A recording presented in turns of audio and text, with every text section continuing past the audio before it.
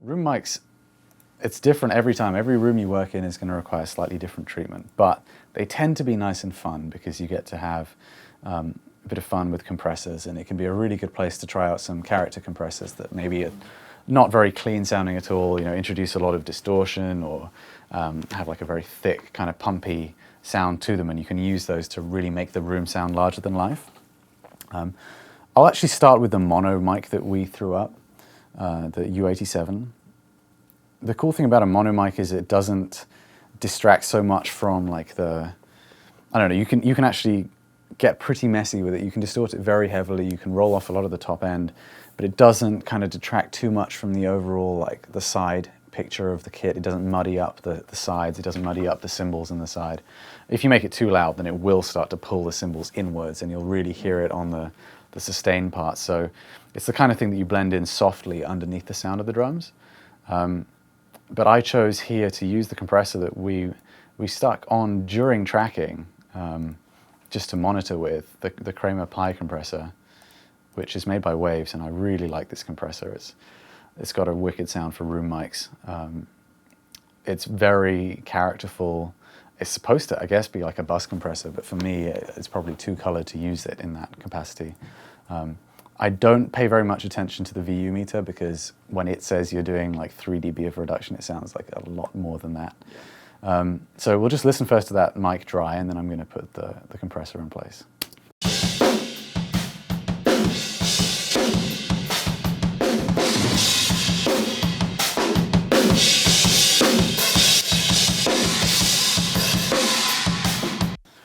So as I compress it, you're getting like a lot of extra distance, I feel like, on the snare sound especially. You're really starting to even out the difference between the direct sound you're getting through the front with the room mic that's coming from the back. But we're bringing up a huge amount of cymbal noise in there as well. And it doesn't sound very good. So there's a couple of ways we can deal with that. And the first one of those is EQ. I chose to use this EQ, and I actually placed it before the bus compressor because I felt like the kick was also setting the compressor off a bit too much. So I figured that the high pass filter here would really help reduce that. If I actually just take off the other EQ parts that I have going here and just show you what it sounds like with just the high pass filter.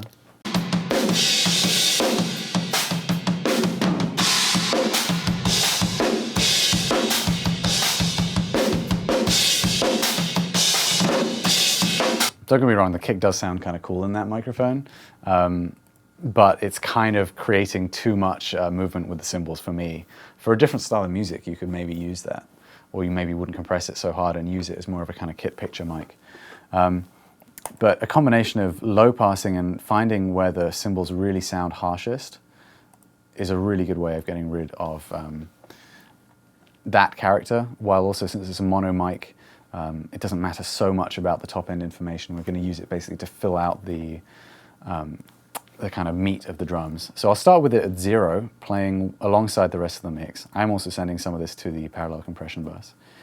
And then I'll bring it up in level, and hopefully you'll hear it kind of creeping up underneath the drum sound.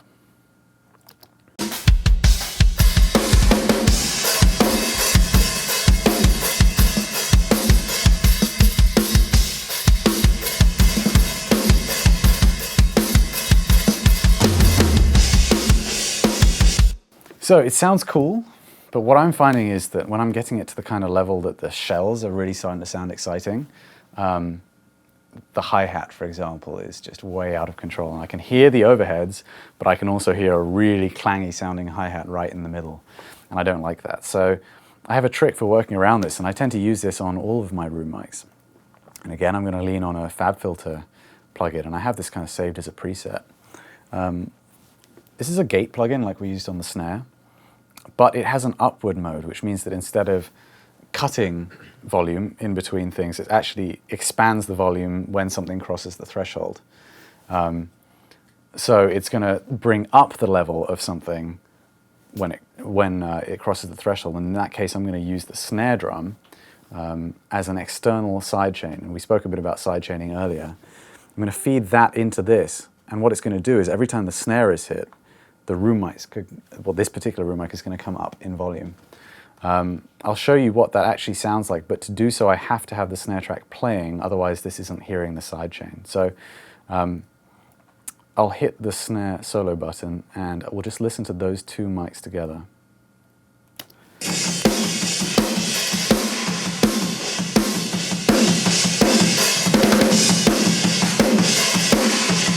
What I did there was just exaggerate it a lot so that you could really hear the snare kind of bumping up in volume every time it hits. You can really hear the decay kind of coming up in the room mic. And you can actually see it happening there on the fader as well. I'm going to bring this down in ratio a little bit. I don't want it to be too obvious, but what that's going to give me is just a little bit of extra headroom so that I can get the snare especially to sound really big and explosive in that microphone, but the cymbals are going to be kind of reduced. So, 1 second, I'll solo the drums again.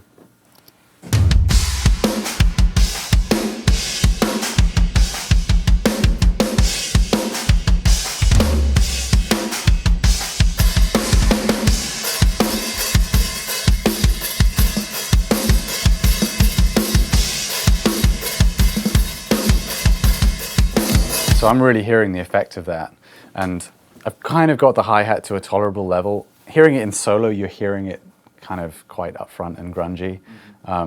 Once the rest of the mix is in place, you're probably not going to perceive that. And it's also going to help with this kind of gluing together of the drum kit sound that we've been talking about.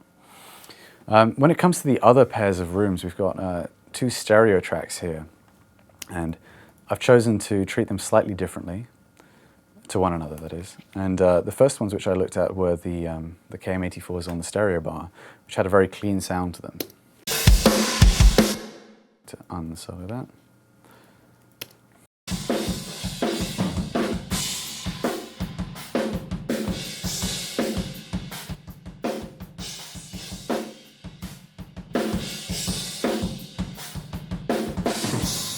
So the compressor I chose to use is actually a lot more than a compressor.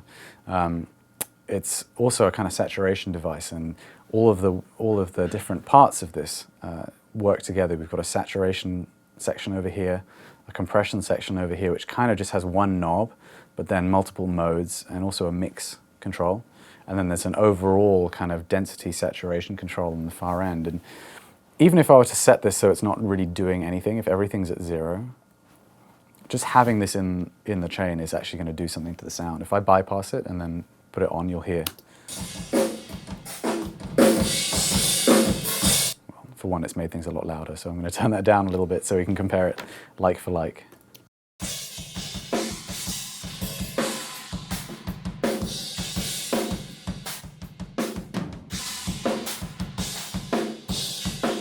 There is still a little bit of a level difference, but hopefully what you can hear is it's kind of rounding out the sound a little bit.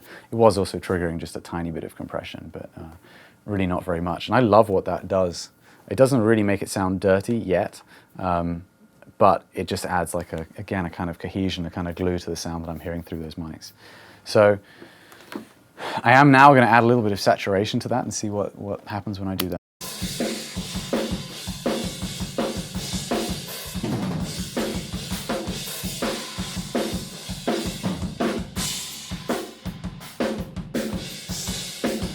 I like what that's doing there. It's giving me like a little bit of extra grit on the snare drum especially. I could push it further by actually reducing the headroom in the saturation unit. Let's see what happens if I do that.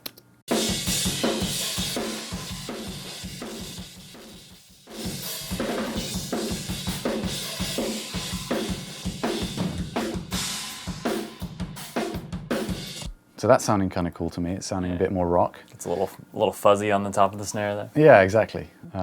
Which I think is going to work quite nicely with the context of the rest of the kit.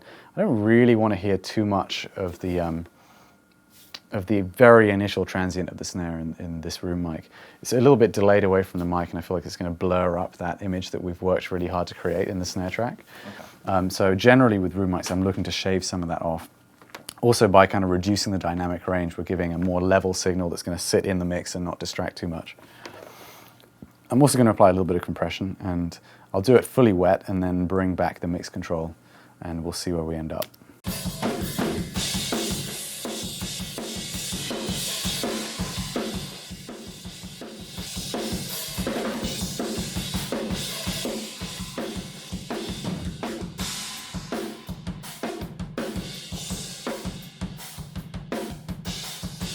That to me is kind of cool. I feel like it's brought out more of the room tone. And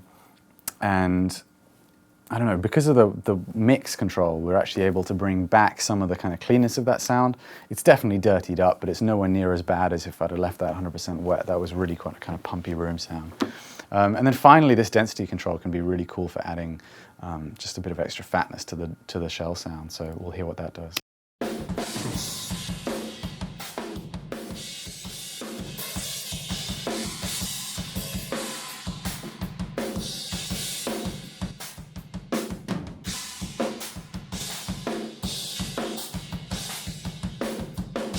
So I feel like what we've achieved with that compressor, and I didn't mention, that's the Cush Audio UBK1. I don't even want to call it a compressor, it's like a processor, I guess. Is I feel like we've extended the size of the room, we made it sound a bit bigger, a little bit more grungy, but we've also kept some of the character of that room miking position, which I liked to begin with. I'm going to go a little bit different route with the further mics, the ones we put behind the gobos. And firstly, I found that there was quite a lot of resonance occurring, which I think was a result of them being kind of behind the gobos. You're getting some reflected sound within that area. And just kind of running a boost around this area, I was able to find somewhere where it sounded muddiest. So I'll show you first without, and then I'll kind of scan the area, and you'll hear what I was hearing.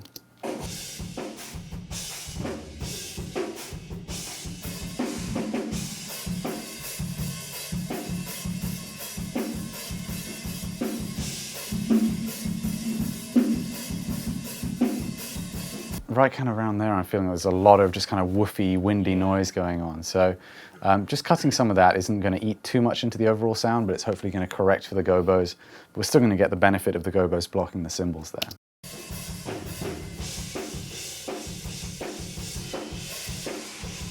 The other thing which I've done is I've used a transient designer, which is something which a lot of people would use to increase the amount of attack, perhaps on a snare drum or a kick drum. I'm not so much of a fan of the sound of using a transient designer for those purposes, but it also has a control which allows you to bring up the sustain portion of any signal.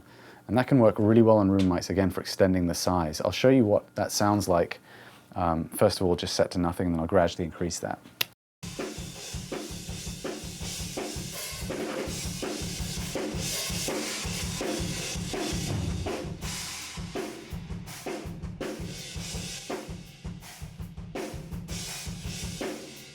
It's a very different sound to compression to me. It doesn't bring out cymbal artifacts in the same way until you really, really push it.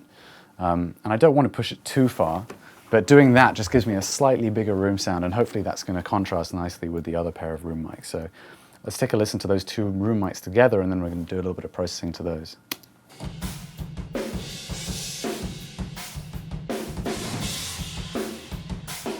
Pretty much already sounds really good. That balance, I was going to adjust it, but to me that's a really nice balance between these KM84s and the UMT 800s that we had wider. I'm kind of hearing like an outward expansion on the hits, which is what I'm always seeking to hear as it hits the close mics and then gets to the far ones, which have the transient designer to kind of extend things, again, further outwards. When it comes to EQing room tracks, my main technique is generally to actually make it quite loud and listen to it in the context of the rest of the drum mix. I find that when you do that, the frequencies that are most annoying present themselves quite quickly. So I'll just try doing that here. I'm going to flatten the EQ out and I'll show you what I mean.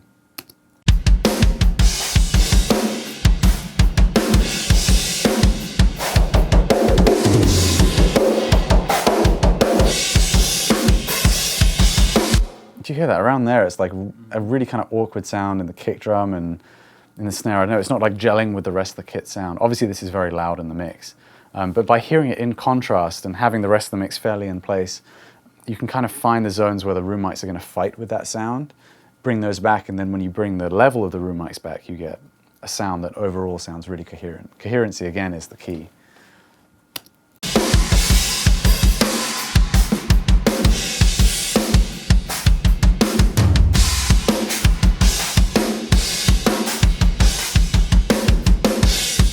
I didn't mention, but there is a high-pass filter here. I'll show you what happens. I'll show you kind of how much of that I'm taking out. I'm not too interested in having a load of like muddy snare body, especially in the room mics. I'm looking for a fairly thin sound as far as kind of low mids and down. So I tend to high pass quite high up, probably about 200, a little bit higher. But I'll show you what that sounds like as I roll that up.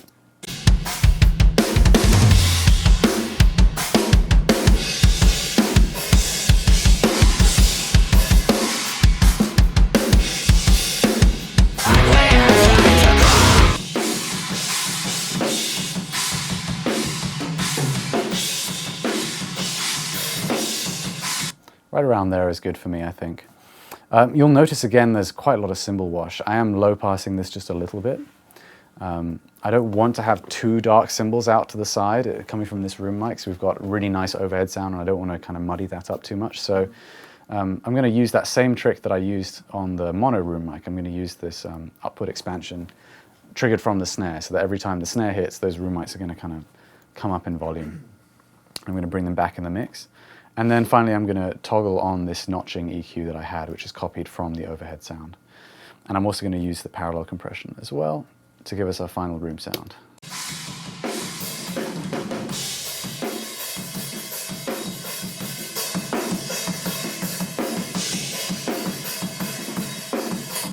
And listen in context with the rest of the kit, we get this.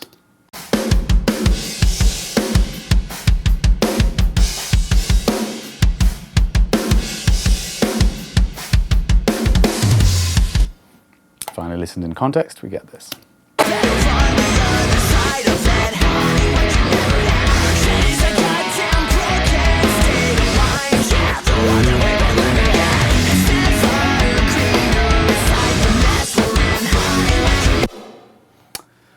So yeah, that kind of wraps up on the drum mixing side. I've kind of rushed through the room mics and the overheads because I'm aware that we've got a lot of the rest of the mix to actually look at, and we spent a huge amount of time on the drums. But perhaps we could maybe take some questions on that before we move on to bass guitar. I've noticed you've used several different compressors. How do you decide which one to use for which task? When it comes to the stuff we were just dealing with the room mics, that's very much something which I'll just let my mood dictate. I like to pull up a different compressor on each session and just see what happens. I've got a few favorites. The UBK, the Kramer Pi compressor are both the ones which I tend to use a lot on room mics. They have a lot of character and give me a lot of extra options. But in general, when it comes to the close mics, I've found that the metric halo compressor that we used before is a really, really great compressor for really bringing out the attack of stuff. It's got a huge amount of attack. And I've really been enjoying this FabFilter Pro C2 compressor that just came out. To me, I haven't had to push that quite so hard to get that kind of smack pop character from the snare drum. So I've been really happy with how that one's been working out. But it's just kind of come over time that you just find some seem to more quickly give you the result that you're after. It's not to say that you couldn't get that result with a different compressor, right, but just you pull it up, make some rough adjustments, and it's already most of the way there. So when you do the rooms, do you notice that the compressor on the master gets hit differently when it's soloed? How do you deal with that? Yeah, I mean the master bus compressor is really just being triggered by the snare and kick. The room mics are not really going to be impacted by that too much. I don't really worry about that so much until I'm trying to balance the drum kit with the rest of the mix, to be honest. I've never found it to be a problem to be doing things that way. So I haven't been kind of going back and checking, but throughout the mixing process, I would be kind of coming over and seeing just how hard I'm hitting that compressor over here and using the trim plugin before it to dictate that. So we'll actually just take a look now and see what we've got.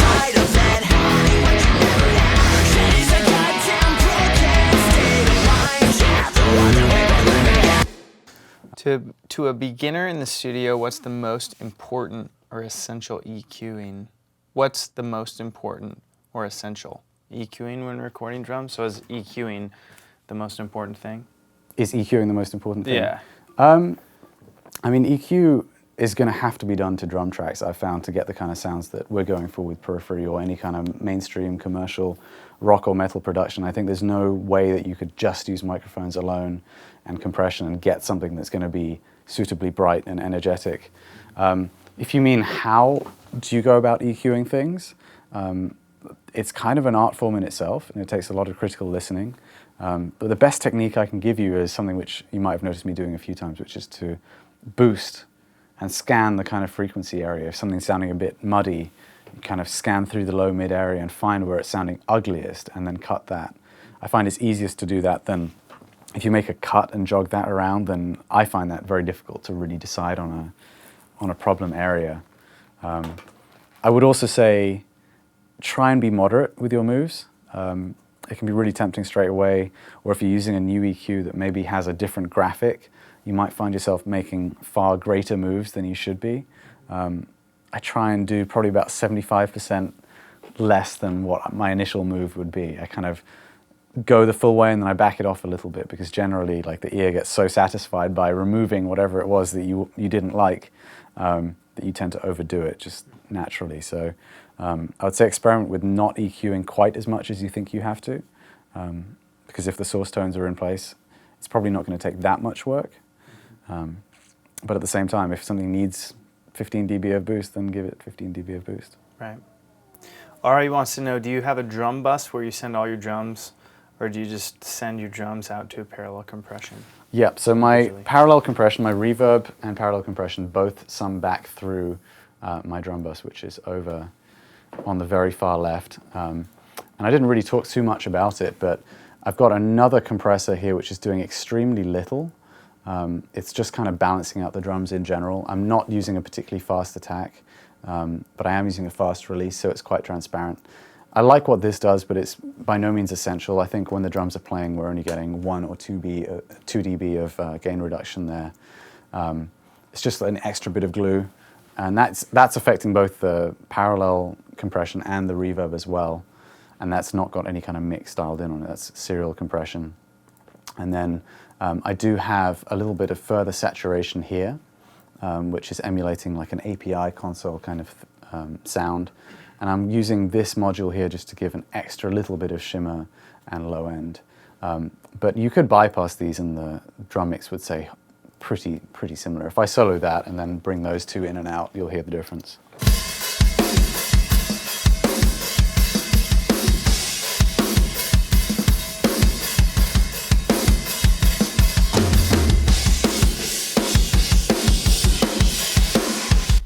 I'd say getting a little bit of a kind of tighter sound with that compressor in place, but it's really quite negligible. And a lot of the time I'll have absolutely nothing on there. A lot of the time, actually. But I have been into this compressor recently, so maybe I'll start using that a little bit more in that capacity. Mm-hmm. It's very handy to have an overall fader for the drums. If it comes to automation or just mixing, wanting to be able to mute everything. I don't like if I've got a mixer with 70 channels or whatever like we have here. I don't want to have to go from one end to the other every time I want to silence one instrument. So I generally like to have a final bus set up for all the instruments. Mm-hmm. Do you time align or shift your room mic tracks at all? I have never really messed with that. I know that it's a popular technique with some people. I tend to prefer to get that distance by using compression or the transient designer kind of route. I get the idea though, and perhaps whenever I've tried it, it's kind of been noticeable. There's been quite a noticeable slapback, or it hasn't really added enough for me to warrant doing it.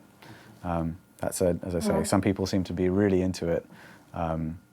And try it, see if you really like it. Maybe it will work well for your particular room. Maybe you can find the right compressor for it, will smooth over that initial kind of slap and give you something that will work really well. But generally I don't. I kind of get that just by putting the microphones a bit further away. Cool. One more question and then we'll keep cruising.